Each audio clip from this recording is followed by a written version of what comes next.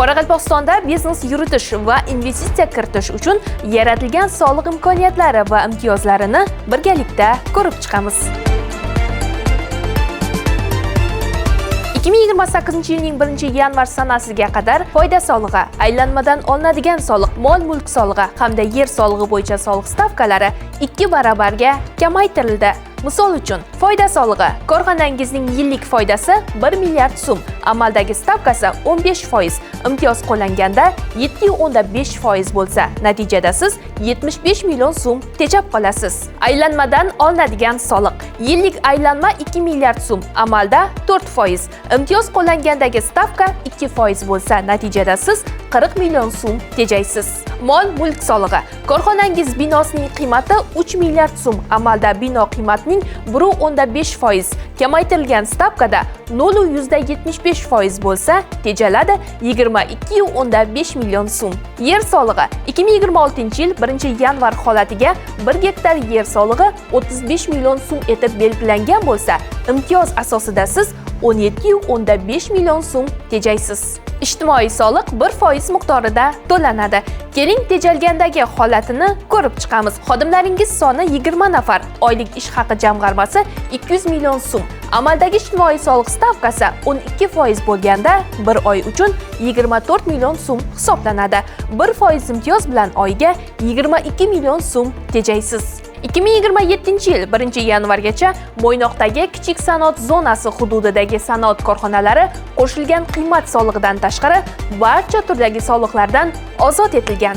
Misol uchun, Mo'ynoqdagi kichik sanoat zonasida joylashgan baliq mahsulotlarini qayta ishlash faoliyat turi bilan shug'ullanuvchi korxona deb hisoblasak, yillik aylanma 3 milliard so'm, sof foyda 800 million so'm, ish haqi jamg'armasi 1.2 milliard so'm. Korxona balansida bino va inshootlar hamda yer uchastkasi mavjud. 2031-yil 1-yanvargacha Mo'ynoqdagi korxonalarga foyda solig'i, aylanmadan olinadigan soliq va ijtimoiy soliq, shuningdek, jismoniy shaxslardan olinadigan daromad solig'i stavkalari 1% etib belgilandi.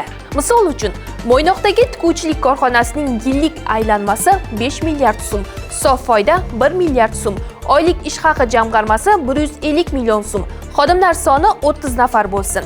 Foyda solig'i odatda 15%, imtiyoz tatbiq etilsa 1%, ya'ni yakuniy yillik natijada foyda solig'idan 140 million, ijtimoiy soliqdan 198 million, aylanma solig'idan 150 million, yillik soliqdan 198 million, jami 686 million so'm tejab qolasiz. Erkin iqtisodiy zonalar hududidagi tadbirkorlik subyektlariga kiritilgan investitsiyalar hajmiga qarab, foyda solig'i, yer va mol-mulk solig'i hamda suv resurslaridan foydalanganlik uchun soliqlardan to'liq ozod etilgan.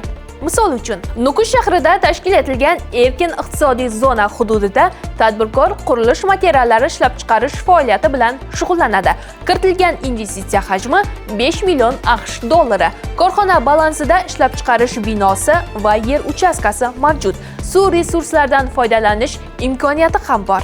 Bunda foyda solig'i 15%, sof foyda 1.5 milliard so'm bo'lganda, 1.5 milliardning 15%, 225 million so'm.